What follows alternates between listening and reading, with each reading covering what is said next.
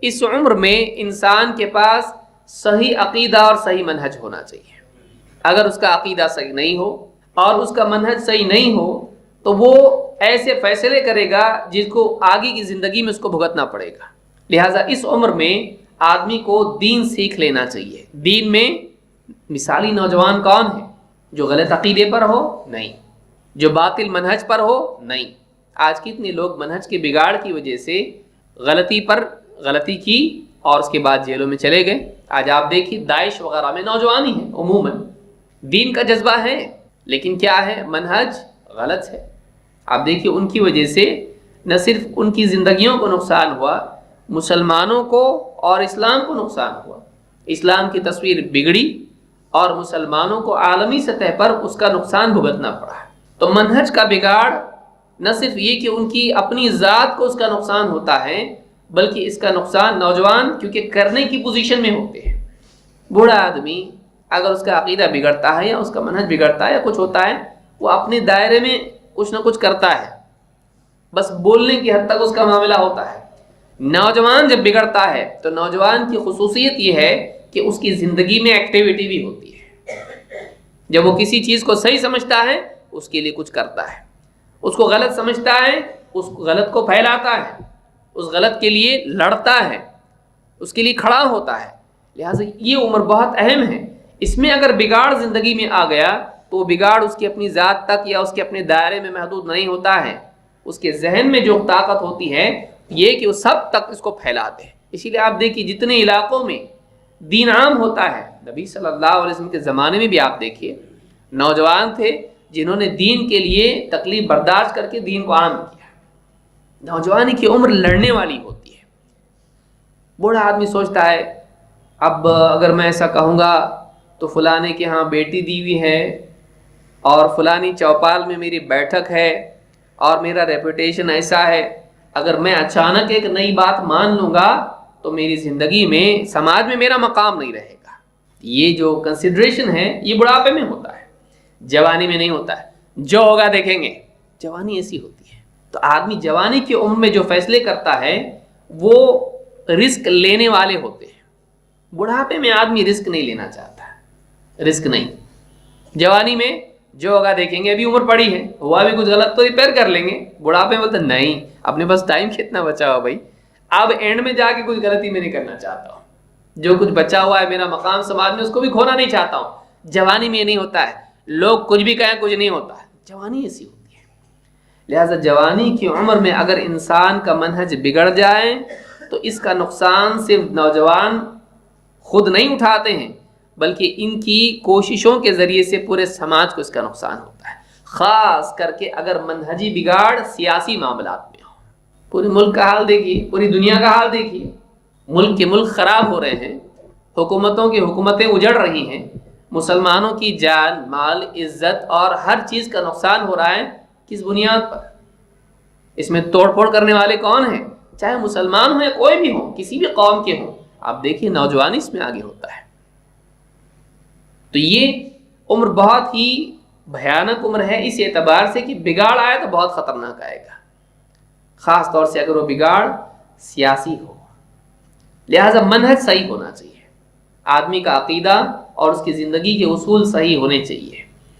اس سلسلے میں آپ دیکھیں اللہ تعالیٰ نے ایک مثال قرآن کریم میں دی اصحاب کہف کی۔ یہ نوجوان تھے، ان کے بارے میں اللہ نے فرمایا نحن نقص علیک نبأہم بالحق، آؤ تمہیں ہم حق کے ساتھ ان کا قصہ بیان کرتے ہیں۔ نوجوان جو اصحاب کہف، سورہ کہف میں آپ ان کی تفسیر پڑھ سکتے ہیں۔ اللہ نے فرمایا انہم فتیۃ آمنوا بربہم وزدناہم ہدی، یہ کچھ نوجوان تھے جو اپنے رب پر ایمان لائے اور ہم نے ان کی ہدایت مزید بڑھا دی۔ ایمان، اگر آدمی اپنے ایمان کو صحیح کر لے تو اللہ تعالیٰ اس ایمان کی بنیاد پر، اس ایمان کی قوت کی بنیاد پر انسان کو اور ہدایت دیتا ہے۔ خیر خیر کھینچتی ہے، شر شر کو گھسیٹتا ہے۔ انہم فتیۃ آمنوا بربہم وزدناہم ہدی، یہ کچھ نوجوان تھے جو اپنے رب پر ایمان لائے اور ہم نے ان کی ہدایت کو مزید بڑھا دیا۔ وَرَبَطْنَا عَلَى قُلُوبِهِمْ إِذْ قَامُوا، جب وہ دعوت دینے کے لیے کھڑے ہو گئے، یا جب انہوں نے حق کو اختیار کیا اور حق کے لیے قائم ہو گئے، حق کے لیے کھڑے ہو گئے، اس پر ڈٹے رہے، تو ہم نے ان کے دلوں میں ثبات پیدا کیا۔ وَرَبَطْنَا عَلَى قُلُوبِهِمْ، ان کے دلوں میں سکون، اطمینان اور ثابت قدمی پیدا کی ہے۔ جب انہوں نے اپنے دین پر استقامت اختیار کی تو ہم نے ان کے دلوں کو اور جمع کیا۔ استقامت مزید استقامت کے دروازے کھولتی ہے، صبر مزید صبر کا دروازہ کھولتا ہے۔ فقالوا ربنا رب السماوات والارض، یہ کب کھڑے ہوئے؟ بعض علماء نے کہا یہ اس دور کے، اس کی تفصیل ہم کبھی اور دیکھیں گے، آج چونکہ عنوان وہ نہیں ہے۔ وقت کا جو بادشاہ تھا یا قوم، اس کے سامنے وہ کھڑے ہوئے اور انہوں نے دعوت دی توحید کی۔ قوم شرک پر قائم تھی، گمراہی پر تھی، اللہ تعالیٰ نے ان کو حق سمجھنے کی توفیق دی، یہ کھڑے ہوئے اور کھڑے ہو کے انہوں نے کہا، کیا کہا؟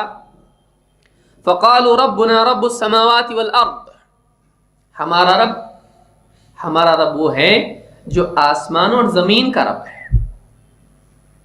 فرعون کی طرح نہیں۔ وقال انا ربکم الاعلی، ہمارا مالک، ہمارا رب کون ہے؟ ہمارا رب یہ بادشاہ نہیں ہے، ہمارا رب بت نہیں ہے، بلکہ ہمارا رب کون ہے؟ اللہ ہے، وہ اللہ جو آسمان اور زمین کا رب ہے، ساری کائنات کا رب ہے۔ لن ندعو من دونہ الہا، ہم اس کے سوا کسی اور معبود کو نہیں پکار سکتے اور نہیں پکاریں گے۔ لن کبھی نہیں، نیور، ہم اللہ کے سوا کسی اور معبود کو پکاریں گے نہیں، کبھی نہیں پکاریں گے، پکار ہی نہیں سکتے، ہم سے اس کی امید ہی مت رکھو، ہم کبھی اللہ کے سوا کسی اور معبود کو نہیں پکاریں گے۔ لقد قلنا اذا شططا، اگر ہم اللہ کے سوا کسی اور معبود کا اقرار کریں، کسی اور کو معبود مانیں، تو یہ ہمارا بول، یہ ہمارا جملہ، یہ ہمارا قول کیا ہوگا؟ حد سے بڑی ہوئی برائی ہوگی، ظلم ہوگا، ایک بھیانک گناہ اور گھٹیا چیز ہوگی، یہ ایسا جملہ ہوگا جو کفر میں بڑھا ہوا ہوگا، پرلے درجے کا کفر ہوگا اگر ہم اللہ کے سوا کسی اور کو بھی معبود مان لیں۔ ہم ایسی بات اپنی زبان سے نہیں بول سکتے کہ ہاں اللہ کے سوا بھی اور معبود ہے، نہیں بولیں گے، ہم نہیں بولیں گے، ہم ہمت اور حوصلہ۔ اور ہؤلاء قوم اتخذوا من دونہ آلہہ، اور یہ جو ہماری قوم ہے، انہوں نے اللہ کے سوا اور معبود گھڑ لیے ہیں، اللہ کے سوا انہوں نے اوروں کو معبود بنا لیا ہے۔ لولا یأتون علیہم بسلطان بین، یہ کوئی کھلی دلیل اس معاملے میں کیوں نہیں لے آتے؟ یہ جب کہتے ہیں کہ اللہ کے سوا معبود ہے، ہم تو نہیں مانیں گے، ان کا کہنا ہے کہ اللہ کے سوا معبود ہیں، تو پھر دلیل لے آئیں، ایسی دلیل لے آئیں کہ جو بالکل واضح دلیل ہو۔ لولا یأتون علیہم بسلطان بین، یہ کوئی کھلی دلیل کیوں نہیں لے آتے؟ فمن اظلم ممن افترى علی اللہ کذبا، اس سے بڑھ کے اور کون ظالم ہوگا جو اللہ تعالیٰ پر جھوٹ گھڑ لے۔ جوانی کی عمر ڈیرنگ والی ہوتی ہے، یہ قوم کے اندر کھڑے ہوئے، بادشاہ کے سامنے کھل کے دعوت دی، ہم کسی اور کو معبود ماننے والے نہیں، اگر ہم ایسا کریں گے تو ہم اللہ تعالیٰ کے خلاف بہت ہی گھناؤنا کفر کرنے کا ارتکاب کریں گے۔ اور قوم کہہ رہی ہے ہم قوم کے راستے پہ نہیں چل سکتے۔ جوانی میں ہوتا ہے، بڑھاپے میں عموماً نہیں ہوتا، بھائی سب کر رہے ہیں اپنے کو بھی ایسے کرنا چاہیے، جوانی میں نہیں ہوتا ہے۔ جوانی میں ہوتا ہے کہ یہ صحیح ہے، جو بھی ہوگا دیکھیں گے، میں تیار ہوں اس کے لیے، جوانی میں حوصلہ ہمت ہوتی ہے۔ بڑھاپا عقل غالب ہوتی ہے، جوانی ہمت غالب ہوتی ہے، حوصلہ غالب ہوتا ہے، یہ فرق ہوتا ہے۔ تو ان کو جب حق سمجھ میں آ گیا، اب اگر دیکھیے صحیح بات سمجھ میں آ گئی، حوصلہ اگر ہے، جوانی میں ایک دم یہ کام چلا دے گا اور دعوت عام کر دے گا۔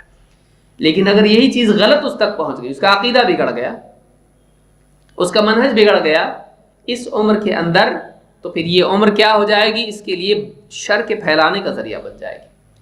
لیکن ان نوجوانوں کو آپ دیکھیے کہ بادشاہ مخالف ہے، قوم مخالف ہے، اور ساری قوم شرک پر قائم ہے، حکومت بھی اسی پر قائم ہے، اور بادشاہ کے سامنے کھڑا کر دیا گیا، بولو بڑی بڑی باتیں کرتے ہیں نا، بولو، بولتے لو سنو. اللہ کے سوا ہم کبھی عبادت نہیں کریں گے کسی کی. اور قوم بول رہی ہے تو ہم قوم کے پیچھے چلنے والوں میں سے نہیں آنکھ بند کر کے. اگر یہ دلیل لاتے ہیں تو مانیں گے، نہیں تو نہیں مانتے. اور اللہ پر جھوٹ باندھنا، اللہ کے سوا کوئی معبود نہیں ہے. اگر کوئی آدمی مانتا ہے تو یہ ظلم ہے، اللہ پر جھوٹ ہے. ہمارا رب کون ہے؟ آسمان و زمین کا رب. جو اس کا رب ہے آسمان و زمین کا، وہی ہمارا رب ہے. یہ تمہارے معبود آسمان و زمین کے رب ہیں؟ نہیں ہے. تو پھر ان کو کیوں رب بنایا تم نے؟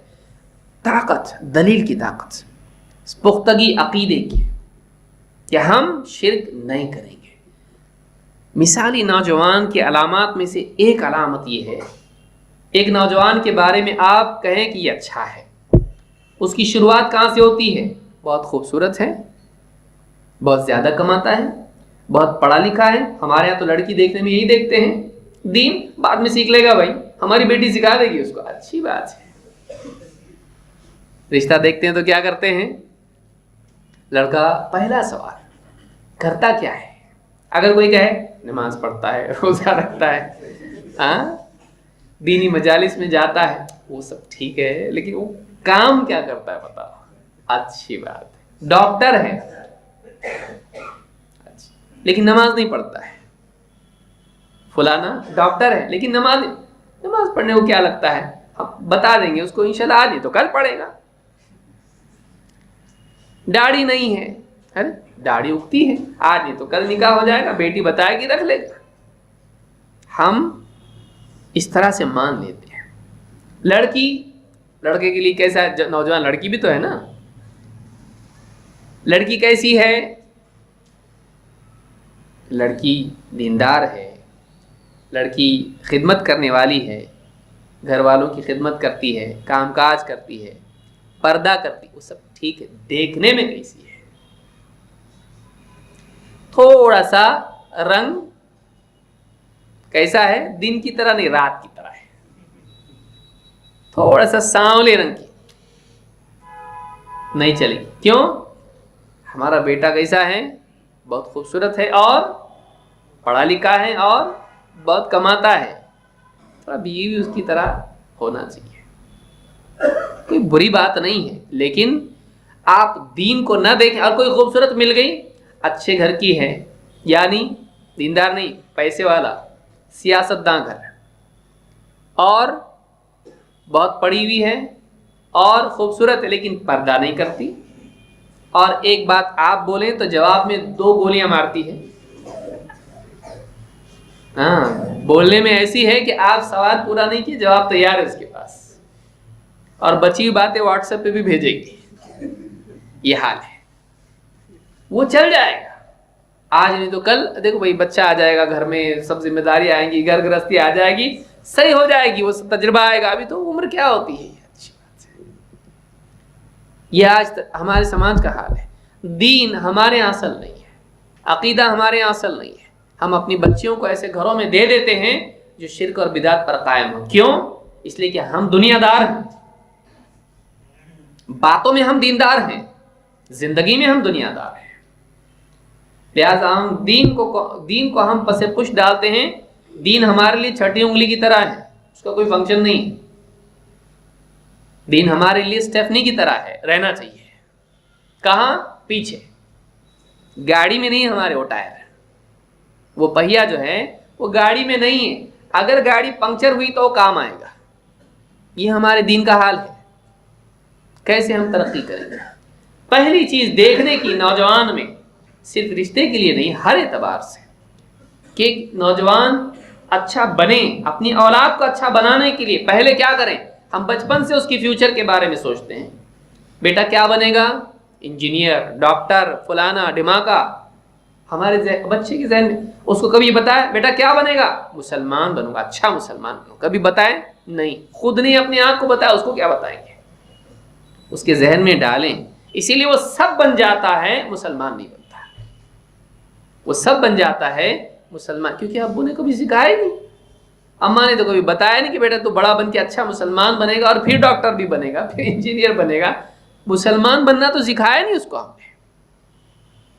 پہلا کام یہ ہے، پہلا کام یہ ہے. بچوں کی تربیت سے لے کے جوانی کی عمر میں عقیدہ صحیح ہو، انسان کی خوبی، انسان کی بھلائی. آپ دیکھیے نوجوانوں کی تعریف کر رہا ہے اللہ تعالیٰ، کس بنیاد پر؟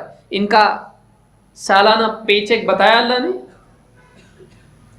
ان کا عہدہ بتایا، ان کا کتنا کماتے تھے بتایا، ہینڈسم تھے یا نہیں اللہ نے بتایا نہیں. ان کی خوبی کیا بتائی؟ کھڑے ہو کے کہا اللہ کے ساتھ ہم شرک نہیں کریں گے.